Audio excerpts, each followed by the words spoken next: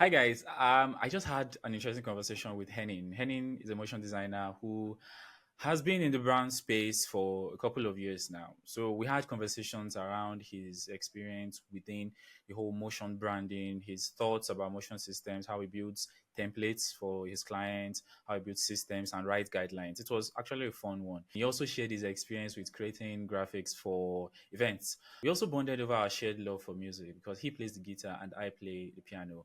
It was actually a fun and interesting conversation. So come along. I would just like you to give us a brief about your background, how you got into motion design, and how it has been in the industry for you to now. Yeah, so actually, I have studied communication design.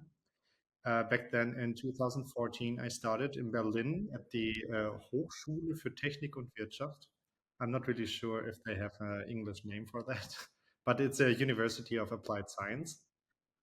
And um, at that time, I was with a design agency and they were like working with a lot of corporate design elements. So I had to do a lot of layouts and stuff. And they asked me because I was always interested in kind of filmmaking, doing videos and some little animations. If I could work with After Effects and doing some animations for their presentations. And I thought it's a nice like combination of graphic design and video. So I started using After Effects for the very first time back then, and yeah, apparently I liked it somehow. So during my studies, I had to do like a practical semester, and I chose a motion graphics or yeah, motion design studio and asked them if they would hire me for half a year. And they were like, "Yeah, sure, sure. You're a good guy. Nice." And so they hired me, and I was yeah doing and learning a lot of motion graphics and motion design. So since then, I was like really into this whole After Effects thing and doing like explainer films or like nice animations for presentations because this very agency also did something which is called audio branding and yeah, audio branding is a very emotional thing, and people can't grab or see anything of the audio, apparently. So they asked us always to make like little films to explain this audio. And that's why I'm doing a lot of rhythmical work when I'm doing motion design. So a lot of music in there and stuff. And yeah, after a while, because this audio branding thing is so niche, uh, we always had like huge clients, like from the automotive industry and from the healthcare sector and stuff. And this whole motion branding thing was a new thing to the business. So these big players and hidden champions sometimes asked us if we could do some motion design for them as well. And that's how I came in touch with this whole yeah, essential graphics and motion templates thing. I think this is like combined the background I did, my background for this niche area of motion graphics templates. Awesome. It's actually very interesting that it's not like it was planned. So you kind of dabbled into the whole thing, and it's actually working out. So what led you to specialize with so you've already given us a background of where you were working, and is there any other, probably another scenario, or probably when you started you found out that okay, this is something that, like, what else would you say led you into specializing and doing much and staying in this particular arm of motion design this long? Yeah, that's a great question. So actually, it's since I was working with an agency in the field of corporate design and studying communication design, it was always like my aim to create something that people can use again. So, like a film, an explainer film or whatever, sure, it has a use. So I'm creating it or with the team, we are creating a nice film and give it to the client, and the client puts it on his website or uses this for his customers or whatever. Um, but this has a certain purpose. So I saw and thought for myself that it's much better to create something that people can reuse again and again as a part of their design system. So my work with the design agency back then was like corporate design things, making like PowerPoints or creating posters or layouts or whatever. And having then this combination with motion graphics led like naturally to the goal that I wanted to do both in combination. So that's why I am specialized into this motion graphics template, so people can use it for their own films and think that uh, they did it themselves somehow. I think because the whole idea, or maybe not the whole idea, but a very important part of the whole motion branding is something that can actually be reused. So that's where the explainer video doesn't actually, and it's one thing that really, it's one thing that really sticks to me, that being able to create something that someone else or a whole team can reuse over time and all that. Yeah, so that makes sense. So what artists have influenced your work or shaped your creative approach so far? Artists you look up to or you know personally that have kind of shaped your work?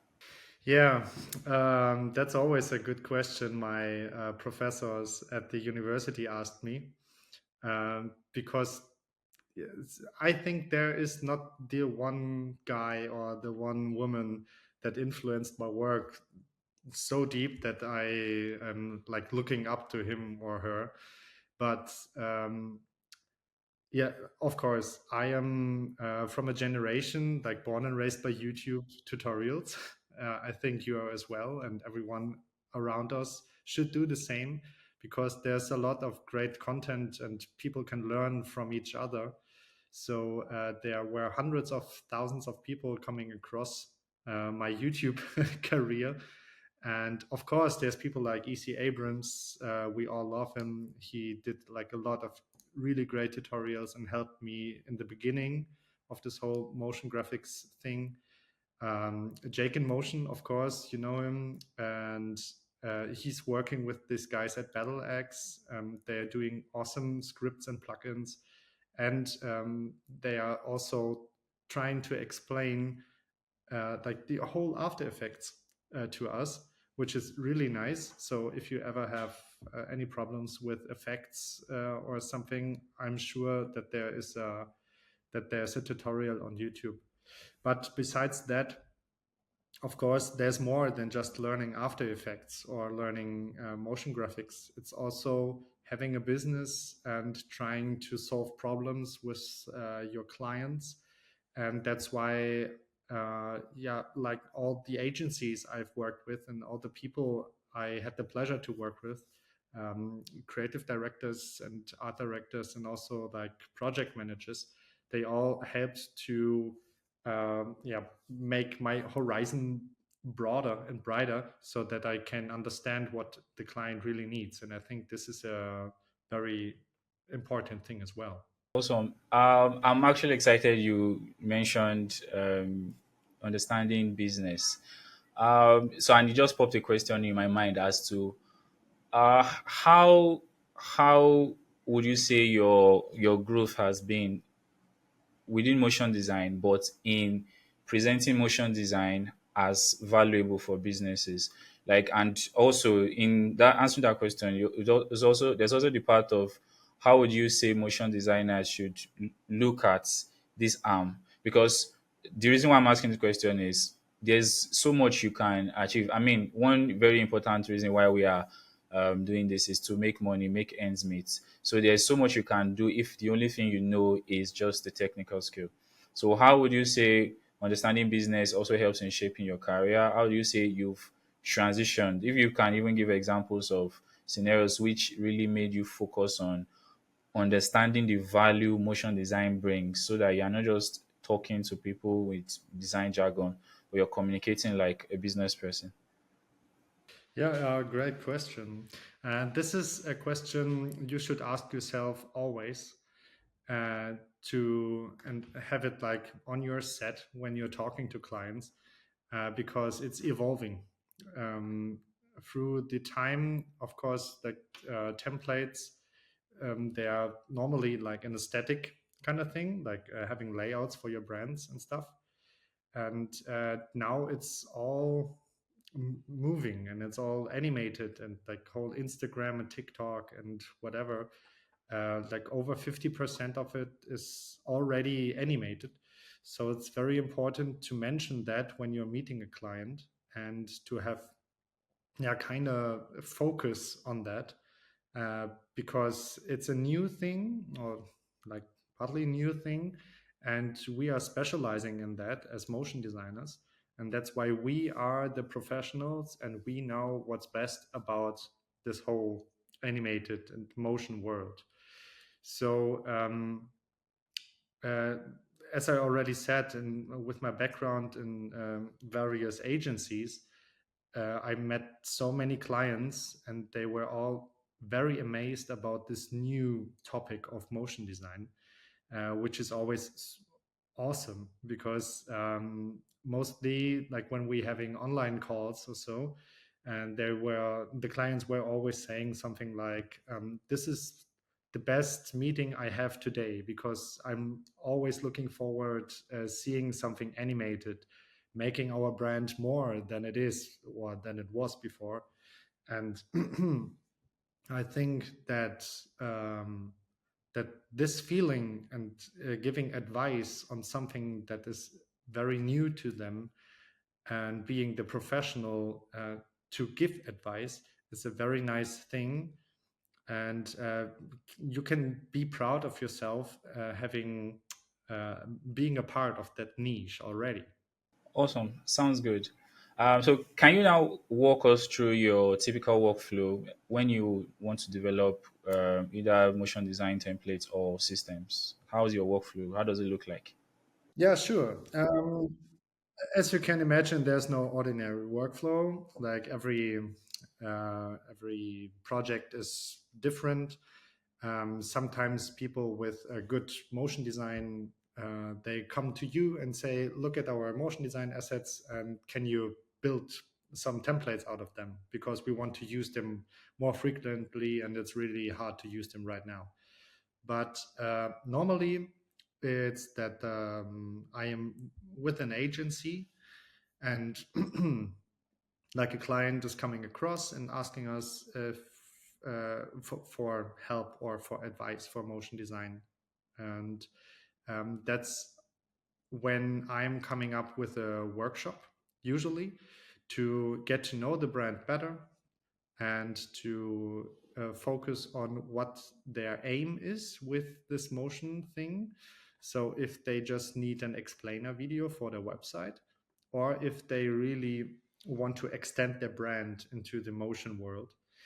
And so in this workshop, I can get to know the brand better and pick up some of the tonality of them. We are focusing on the brand itself, and also like I am teaching the brand's people, the guys who asked us for the workshop, what motion really is. So, how fast should something be, or how big can it grow, or whatever tonality you want for your brand. And out of that, we are, yeah, like building and creating new assets that are fit to the brand, like 100%. And yeah, usually I'm looking always for the client agreement. So having, I think like communication is key here. So having new assets and presenting them to the client, and he's not like feeling well with it. So we can look again back to the workshop and have maybe a debrief, and look what should be animated, like other way around, or whatever. So it's always based on agreement and on on teamwork, because I'm working with the brand and not for a brand. I just want to extend the brand into the motion field, And when everything is set and everything works fine, I'm going into my niche, which is expressions in After Effects and the building and to create like templates for essential graphics that people can use it much better and easier. And yeah, this also contains like something as testing. You have to test a lot.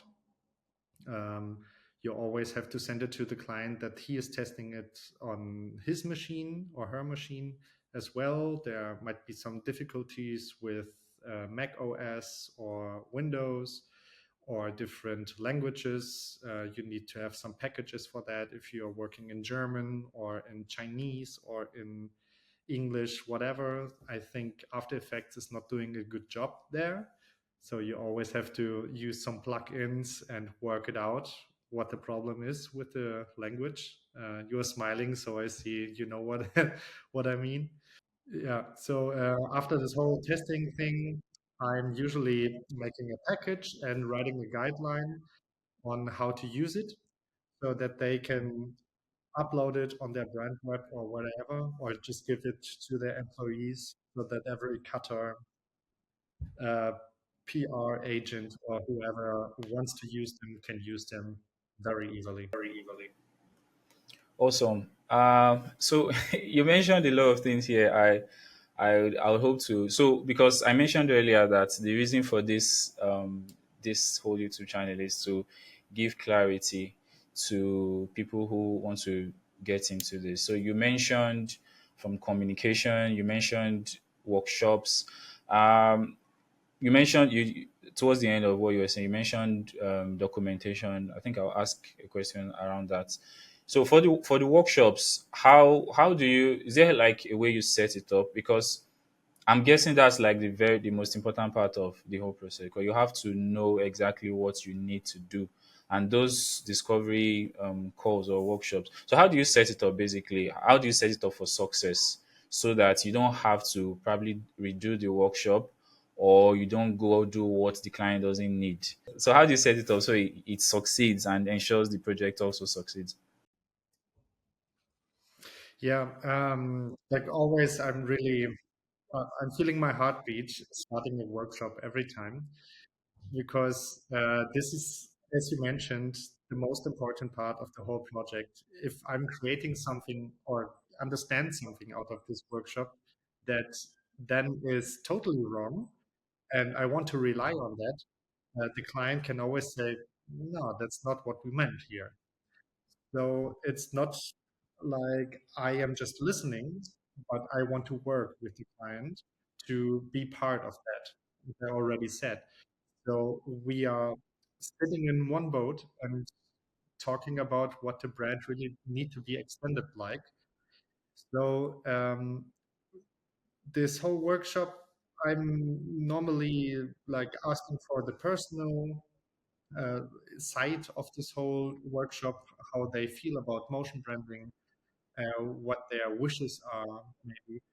Normally, I'm setting and starting up with some questions to work with them, like showing them some videos of other brands so that they can see how other brands are moving already, and they can focus on that, uh, like on parts of some animations, and think about themselves as a brand as well, if this is something that fits to them, so that they can have like more of a feeling of what speed or acceleration or growth or colors or effects or whatever mean for their own brand as well. So there's some tasks I'm giving and working with them through this whole structure and making sure to have enough time to understand what they really feel about, because motion design is a really like emotional topic. um, like in design, always you have a subjective view on something, feeling the color or maybe a typeface, but in motion design you really have to get into it and see the whole detail. So that's my aim, to work with the client and not for a client, to make sure that everything is set for my work as a motion designer afterwards. Awesome. That sounds good. So moving on, it seems like, so one thing, a question that comes to mind is designers. A lot of us, I don't know if you also had this experience, but a lot of designers have that issue in, especially starting out, communicating or talking about their work or talking about their process, maybe because of being introverts, imposter syndrome, and the likes. I don't know if you had that experience coming up, but even if you didn't, how would you? Because one thing I see would be a a very helpful thing is if the designer can be confident in themselves and confident in their work, they will be able to communicate like they are working with the client and not for the client. But when there is lack of confidence, it will be like they are working for, just take orders and move. So what will you advise any designer to, I mean, this is not like technical to motion branding, but what will you advise any designer to do to beef up that skill of being able to communicate well, communicate value so that they can work with the client, like you mentioned, not for the client? Mhm. Yeah, this is a human topic, I think. Um, like being self-conscious and knowing what you do. This is something I learned very much at my studies back then in Berlin, because like in my studies there was always this you had to do a project in every semester, and after doing the project you had to hold a presentation. And I was, yeah, sometimes shaking because I was so nervous making a presentation for that. But after a while, you're getting used to it. And a thing that somebody told me, like in the beginning of my studies, was that you, as the presenter, you are the one who knows about this topic the best. Like you have sat there for hours and years and whatever, and you know about this topic better than anybody else in the whole room. So be confident enough to stand there and say what you know. And even if there's something that you don't know, you always have the opportunity to look it up, to say, I don't know yet, I heard about this before, but I have to look it up. And then we can like compare it to my mind or to your mind and see if everything works out fine or not. So this helped me really much, standing in front of clients and talking to them as the one guy in the room who knows best about motion graphics templates, about motion branding, and about design. Because yeah, clients rely on that. They invite you for a reason, and this reason is why you're there. And as I said, if you don't know about the question they're asking you, you can always have a conversation. And yeah, I mean, they're human beings, they're standing in front of you. You don't have to think about that there is like old old men sitting there in suits and judging you. Most of the creatives from the brand perspective and also from the agency perspective, or in my view, from my is that everybody is really calm and easy and creative, and they like to talk and not to judge. Awesome. That sounds good. If I would take an advice from there, it would be to do more presentations and present your work basically. Just have those client calls. You get better with time. Yeah, you mentioned documentation earlier, and it's personally it's something I really, especially for motion branding. How do you go about documentation? I know for branding, especially there are tools and platforms now that make branding, that's brand identity, documentation a little bit easier. Before it was just the same old PDF you send over. Yeah, but so for motion branding that is fairly new, it's not so new anymore. How do you go about documentation? And are there any technologies you are looking forward to make documentation for motion easier? Yeah, that's really important. Having a good documentation, having a guideline, or just having some advice in the templates itself. So I know that there need to be something written down.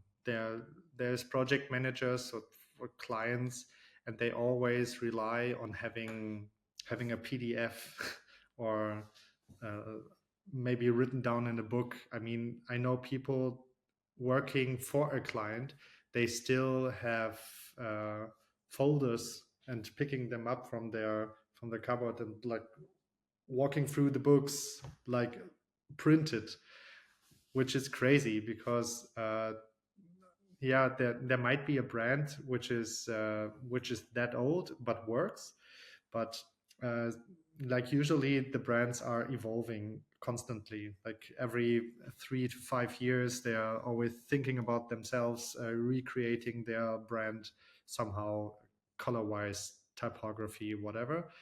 And yeah, sure, like motion branding, it's a digital topic and it needs to be in a digital environment. Um, sure, you can have this PDF laying on your Dropbox or server, and you can also have like a website. And having this website like open for everybody, not only for your own employees, so that when you're a big company and working with some other freelancers from the motion graphics environment, that they can like have a look on that by themselves and see maybe some previews, or maybe they're staying some text talking about how the easing should be or whatever. So I'm a fan of that. And some of my clients, like agencies from the branding sector, they're already doing something like this, like making custom websites with the guidelines for their customers, so that they have it in the digital world. But it's only for people like from the project management perspective, I think, so that like people who are not professionals in the video editing sector or motion graphic sector, so that they have that they can have a view on the previews and how everything should be, like best case scenarios.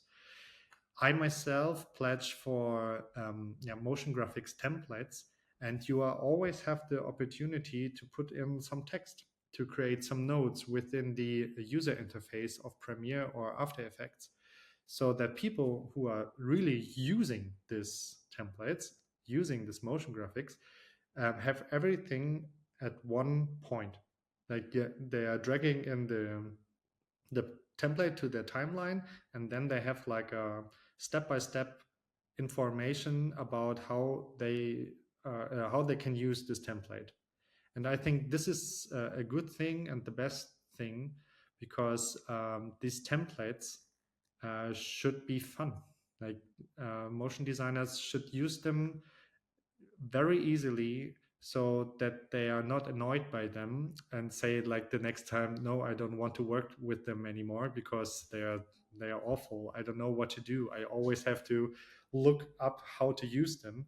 No, it's standing right there in the templates themselves. And I think this is the best way to yeah, to be confident in this whole template sector, to give like advice within the software itself. Awesome, sounds good. I would have asked this question in future, but you already touched on it. So, what things do you ensure? You've mentioned one, that's proper documentation. What other things do you ensure you put in place to make sure the template you create or the system you create is easy to use by any designer? I mean, as long as the designer has at least basic knowledge as in motion, he won't have a force in making use of. So, what things do you put in place for that? Yeah, very good. So actually, I just want the templates to be fun. Basically, this is like bottom line. This is the most important thing. Of course, it needs to fit everything else. Like for the brand, all the guidelines should be there. Like the brand must be consistent throughout all the templates, sure, but I don't know who uses my templates in the end. Like sometimes from time to time, there's in the workshops some of the cutters or editors sitting with us there and asking for like special treatment, let's say it like this. Um, but like in the end, I don't know if this editor will stay with the company forever. I doubt it. He's leaving the company at any time, and then another one is coming or joining. Maybe the team grows, and this is why I don't know who is using my templates in the end. So it needs to be very well designed for people with no knowledge to professionals, so that everybody can use them as easily as I want them to be. That's why I'm using making sure to use like the whole user interface of Adobe After Effects and Premiere Pro. I'm making sure to use some like default values. So if you're using a lower third, it always appears in the lower left area where it should be. But for professionals, maybe with a creative mind, I'm also making sure to give some adjustments with that. So you can maybe use a slider control uh, to slide the lower third to the right side, or maybe like on the y-axis. And if the client don't like it this way, of course we have to talk about that in the workshop as well. You can always have something like a drop down menu, so that you can say on the left side, right side, top, bottom, middle, wherever. And also like making more fun of colors, of brand colors, you can have a drop down for that as well. So I'm making sure to give like the unexperienced but also the experienced designer opportunities to create a film with their creativity. Awesome. That sounds helpful, really helpful. So a question I wanted to ask earlier, how do you go about filtering what should go within a template or not? Take for example, you have a call with clients. Sometimes you might have a conversation with clients who are creatives or who know about motion design. So they can probably be able to give you exactly what you need. But sometimes they might not be motion designers. How do you go about taking information from them, looking at the brand identity itself? Then how do you filter out what should be within a motion system or within a group of assets that is helpful for the brand? Yeah, I mean, I can't do it myself, so I can't just grab some information and then make up my mind and think about what's good for them or not. As I mentioned earlier, it's very important to be part of the team, to have a conversation. To It's always like a back and forth until I have the feeling that I know, yeah, that I know enough about the brand and what they really need, so that I can start making making these templates or making these previews for the templates. This is the very first thing. Of course, me as a designer, I have to read between the lines and give some advice on what the customer might need or might not need. And this is all coming from experience. So I have created a lot of templates now, like dozens, and most of them are dynamically like in text. So I know that most important thing about these whole templates are text templates that are like um, sizing themselves, or maybe there's a rectangle sitting in the back, like for a lower third, or a title, and it needs to grow with it. Of course, you need some readability as well. So on when you have a device like your smartphone, it's a smaller device than having a laptop screen. So the whole typography needs to be readable as well. Some brands may not see that, and they are creating templates with a typography text which is like a 5 point or 5 pixels tall, which is not good for readability. So that partially sighted maybe might not read this subtitles anymore. Uh, this is all from experience that I then know it needs to be this size, and there should be a line break after 40 characters or something, and this this makes that the whole design is not in one line anymore, but now in two lines.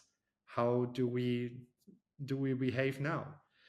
You see, so there's a lot of things coming across, creating templates that are indestructible in the end, which is my aim always, that people cannot make something that does not look good.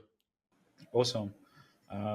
That sounds good. It seems one very major part of success in creating these things is actually your it's actually non-technical motion design skills, because that comes to play a lot. If you can actually like get a grasp of that communication, and you keep mentioning the word advising the client as opposed to imposing your own idea. I mean, from what you said, it's going to give more success. And yeah, then the technical skill, you create all you need to create, then that just makes it much more beautiful. Makes sense. So what part of this whole process, from creation or from the workshop to implementation testing, what part is most challenging, or what part would you say is most challenging to navigate based on your experience, and how do you go about navigating the challenge? Yeah, that's a good question. Like most of the time, like every part is really important. Of course, that's why I have designed this process. That's what I have learned from the former agencies I was working with. Um, of course, every part is really important. But like as I already said, the workshop and having an audit, discovery call, everything to get to know the brand better. This is of course important for the brand themselves. So having this, leaving this part out, would say that I am just making something for any brand. So, of course, I can use their colors and typography and the logo, which is then like something for their brand. But I want the brand to move like the brand. So it's really important to have this part. But in the end, of course, it's really and much more important to have templates that are working well, and that they are so fun that people like to work with them. Because if I'm working for, I don't know, 2 months or 3 months for a motion branding project, and I'm creating and creating and creating and having a huge package of nice templates that nobody wants to use, the whole thing is failed. So that's why I'm really taking care and putting my mind into that. And sure, it's really important to talk to people and giving advice, but in the end, I have to be creative uh, in within After Effects, and that's what's, I think, is the most satisfying and the most challenging part of everything, is to yeah, work creatively with expressions and with the design within Adobe After Effects. Uh, this is where I love to be a motion designer, because I can work for myself on my own, like sitting in the dark, day and night, and just typing in expressions and trying and focusing and seeing stuff moving, and then after exporting everything and using it in Premiere and seeing that might be errors or something. This is always the most challenging thing, to find the errors, and if it does not work, to find another way to create these templates so that they will work in the end. That's why I'm always, when I'm talking to clients and they ask me, hey, how much time do you need for a lower third? I'm like, I don't know. Because sometimes you're coming across some really nasty mistakes you did and you cannot find them. But then you have to redo everything. And that's all about the whole design the client gives you, or you're doing with the client. So if it's only a rectangle with some text in it, no problem. We all know how it works. But if it's a rectangle is scaling from the bottom left corner and then there's and going backwards and doing a backflip, I don't know. You always have to be creative and to solve this problem. And this is what I love about this the most. Awesome. I mean, those moments where you encounter challenges within After Effects that you have to rack your brain to solve, it actually plays out good when you find the solution. It doesn't. It's not good when you don't find the solution in the end. So you mentioned that you do motion graphics for events, and I my basic knowledge of that, you create different packages for whatever type of event. So how is that different from creating for brand identity for a business? And especially, like, the question is tailored to how is the process different or similar, anyone, based on your experience, for creating for events, and for branding itself. Yeah, so the events I'm doing is mostly like there is, I don't know, 500 people sitting in a big room, and there's a big LED screen in the back.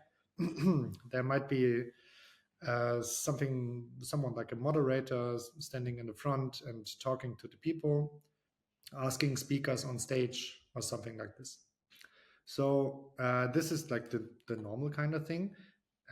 Actually, throughout COVID-19, there were a lot of these online events where people attended at Zoom or Microsoft Teams or wherever. And so the format was a little different. So there were no such people talking and then asking people to come on stage. It was always with a cut. So having a transition that works that well um, is something different than having everything on a huge screen in an event area. So lately, I was doing this event with a LED screen that was 17 by 4.5 meters, and uh, there was a woman and talking to people and asking them on stage. So the speakers were talking, and then they were going off stage back again, and the moderator comes back on, and everything like this. So it was a really nice event with back and forth and like a lot of people talking. That's why I had to create and organize actually this whole event from the structure, like from the basis. I first had to have a look on this whole structure of the event. So, at what time is who coming on stage? When is he going off stage? So that we can have maybe a loop in the background. How is the transition back and forth? And what else do we need to make like even the breaks enjoyable on this whole LED wall? And this is something different than having just templates for your brand, because having templates for the brand is making something, designing something that somebody else can work with without your attention, and making something, creating something for an event is that I have to know about what's gonna happen next, and then render it out without that you can customize anything anymore. So that's why I'm always yeah having a strong breath before an event, because I know that when something is failing, yeah, I have to redo it really fast, like sitting maybe on event and rebuild everything so that you can get rid of this mistake, or that the client comes to you and say, that was not good work in the end. But that never happened, luckily. Luckily, I was about asking if you've had such experiences with a live event, but yeah, all cool. Yeah. Yeah, uh, actually, yes. There was this one event. There were 500 plus people sitting, and the boss mm, of this company was standing in front. And we had, like, a day before this live event, we had we wanted to go through all the motion elements.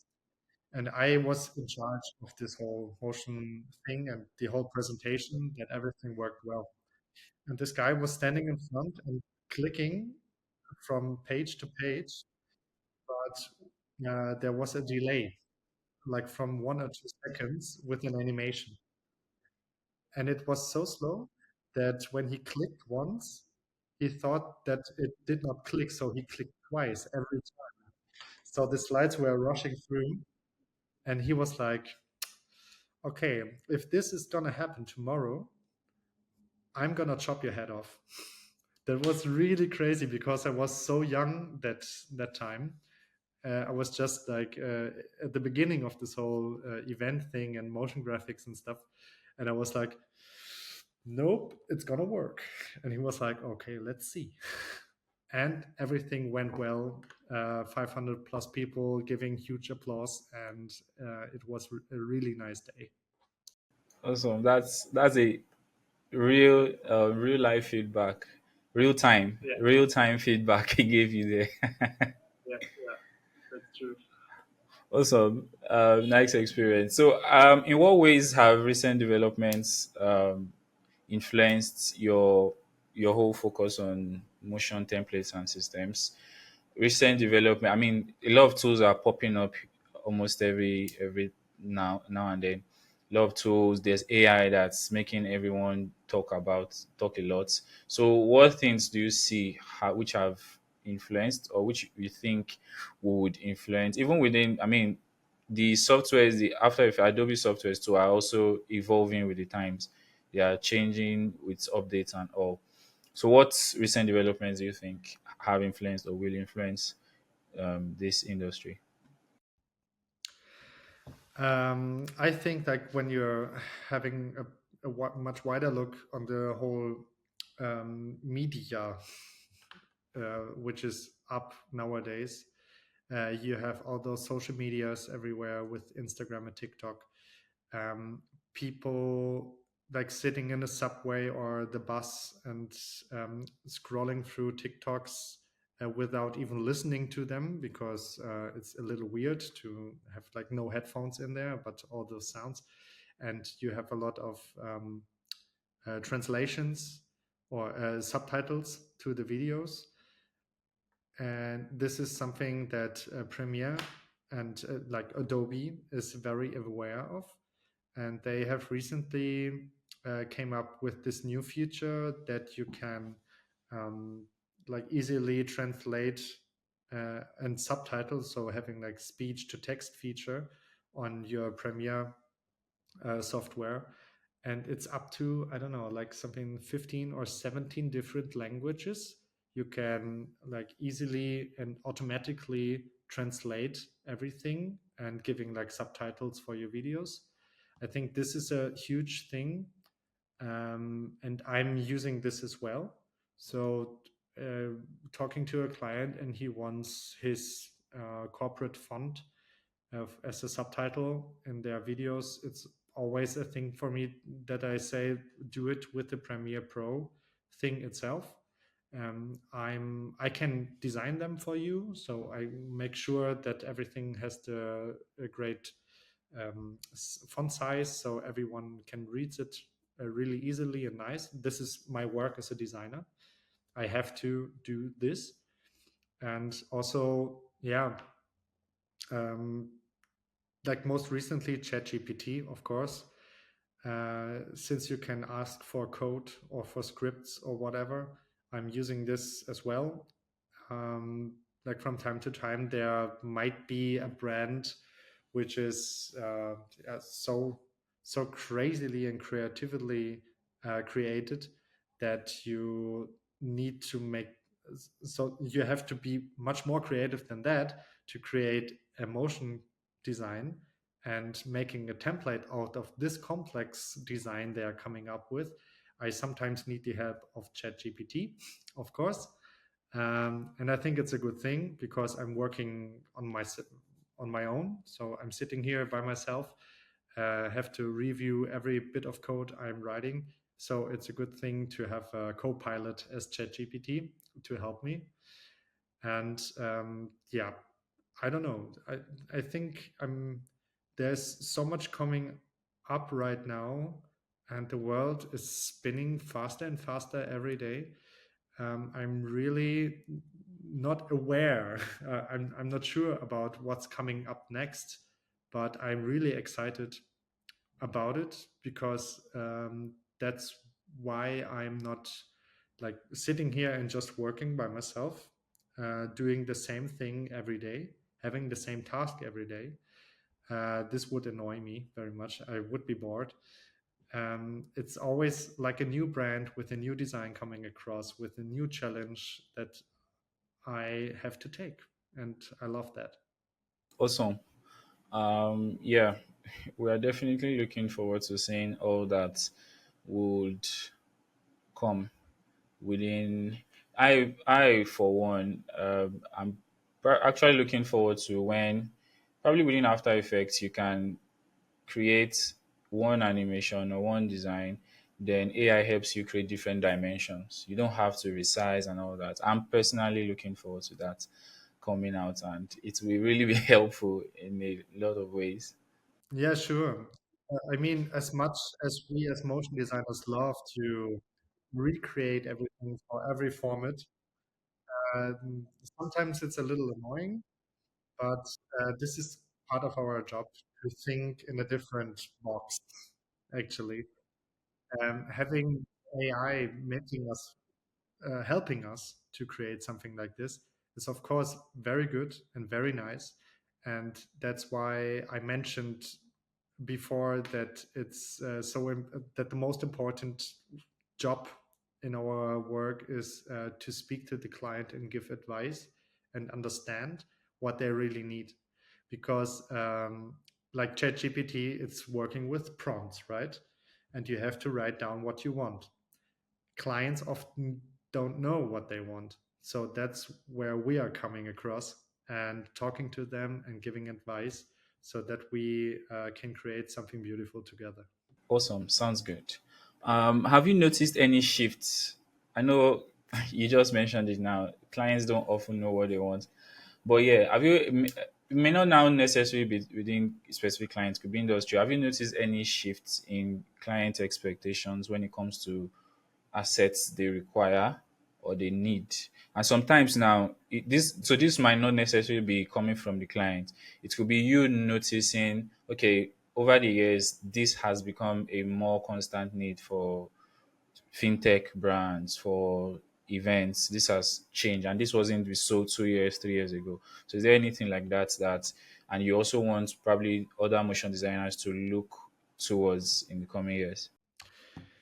Yeah, so actually it's pretty constant over the past I say 5 years.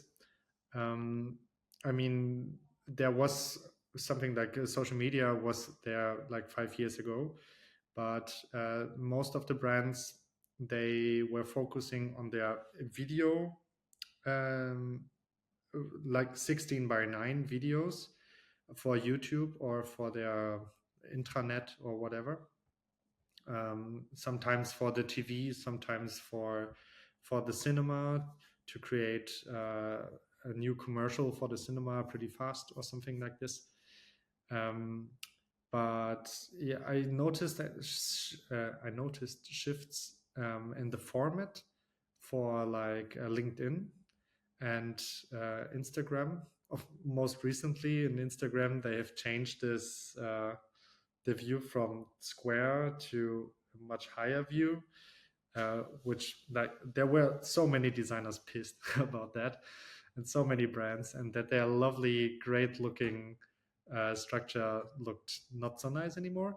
But I somehow liked it because for me, I was looking on my Instagram feed, and I was like, okay, I did a great job here because for my Instagram, it's so dynamic uh, that it was you could have it as a square or you could have it in the new format and it looked good.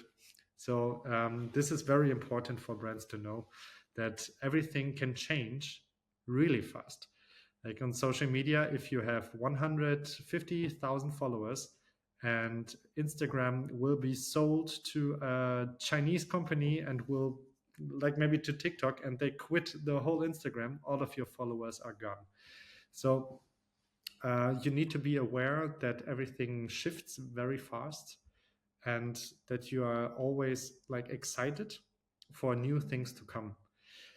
Um, like for your question, coming back to your question, of course, there's like different fields, like from the tech industry or from maybe like newspapers just want to give some information on the internet about the car accident or the new politician sitting in the city town hall or whatever. Um, some of them need more diagrams. They're coming up with new styles of diagrams every day. Some of them are coming with that they need like more subtle text elements for their videos because sometimes they don't have a voiceover and they need some little text informations sitting at the bottom of the videos. So I don't see that there is much of a difference throughout the years, but luckily for me, they are asking for new stuff constantly. And I think that's a nice thing for me to be always prepared that something new is coming up. So within motion design, even as it affects templates and systems and branding, are there any new trends that you are noticing that it's still in line with the previous question? Are there any new trends that you're noticing that you are most excited about? It could be a new tool, a new software, whatever. Um, yeah, sure. So there's a lot of like online based softwares you can use on your like on your browser, which is dropping the bar again for professionals. So for the user, you might not be you don't have to be a professional anymore to use this kind of products. So you don't have to pay $60 a month for the Adobe Cloud to make great content. There's a lot of these new websites coming up where you can cut your videos or even like CapCut or something like this, or even like within this social media, like in Instagram, you have this thing to cut and you can put music under it and you can put text on it and everything. I think it's a really nice thing, but it's not that customizable. And that's what I'm happy about because brands still want to be like a rare. They want to be um, they want to be that their design is making them good looking and recognizable. And like nowadays, this whole new software is coming across the internet. You can choose, I don't know, 5 to 10 different type fonts and colors and stuff like that. And like for animation, not as much as 5 or 10 different styles. And that's like nice for people to have, but also nice for me so that I can work with what I'm doing, what I can best, working in the field of motion design and creating a unique brand. I think that's a good thing. So yeah, working with this new kind of tools might be not professional enough for the brands themselves, but for people who want to create their own brand, maybe, or starting a new brand and thinking everything like vice versa, like starting and creating their motion branding from a beginner tool and then maybe extend it from there to a professional tool. I think this might be a shift in the industry as well, um, like creating an easy to use tool, your to create your design in an easy to use tool, and then going up for the professionals and maybe creating this from there. Awesome. Sounds good. So, I mean, to wrap up, what advice would you give any aspiring motion designer who wishes to specialize within motion branding, motion templates, motion systems? What advice will you give them to start with? Yeah. Um, okay, great question. So actually, what helped me the most was to understand a brand, to work with a lot of different brands throughout the last, I don't know, 10 years. I have met so many people and so many brands. I have read so many guidelines and saw so many redesigns and rebrandings that I understood pretty pretty much what this whole business is all about.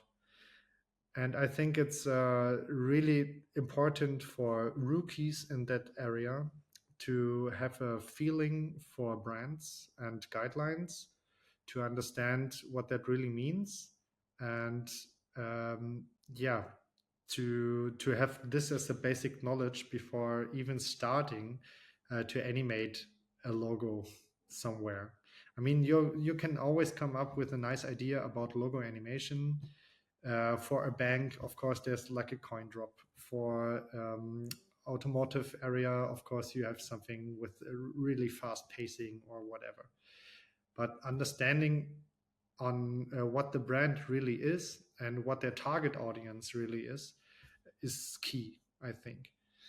And yeah, having this in mind, of course, you need to focus on your on what you like most on your tools, like working with Adobe After Effects or with Premiere Pro or any other software as you wish. Like Rive is coming up right now, which is a really nice new software where you can do like nice motion graphics for the internet as well, because you can export Lottie animations and stuff like that. So know about your tool, and because the tool is like your extended mind, you have to do, you have to be very comfortable in your tool. You need to know how to solve certain problems, and I think dealing with these two things, like having your tools and knowing about the industry, will make everything much easier in the end.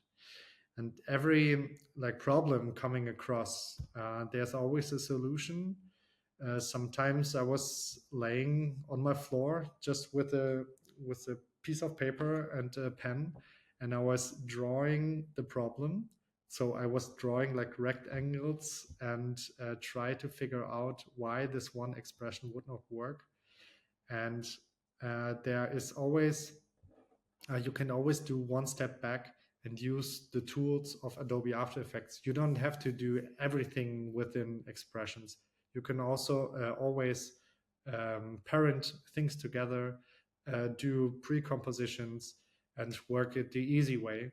Because in the end, if the client is asking you for another version of it, or if you could, I don't know, set the font size to 40 but 35, you always will have the problem that if you have like a really complex structure with a lot of expressions linked together, you will always have the problem that you have to go step by step back, set the design to another level, and then working it out again. And that's really annoying. So always have in mind to look into the future, and that the client can sometimes come back to you and ask for another font or whatever, so that you can fix this really easily. Awesome. That's actually helpful advice. Thank you so much. I don't know if you enjoyed this interview as much as I did, but it was fun chatting. Idea. It was fun chatting with you. Do you have any final things you would want to say before we end it? So, Kev, thank you very much for having me. I think it's very important to sometimes think about your work.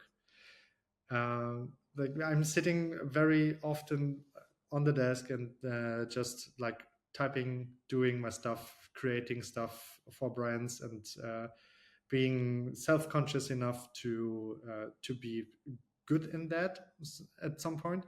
But it's really important to think about what you're doing. So I'm very happy about this interview and that you were asking me these lovely questions. And I think I have to go through this whole interview again and through all the questions. And I think it's a thing for everybody in the industry to do that in the beginning of the year, to have another, like, to have a focus back on your work and what you can do best. And I think this is motion graphics. It's definitely motion graphics. Thank you so much.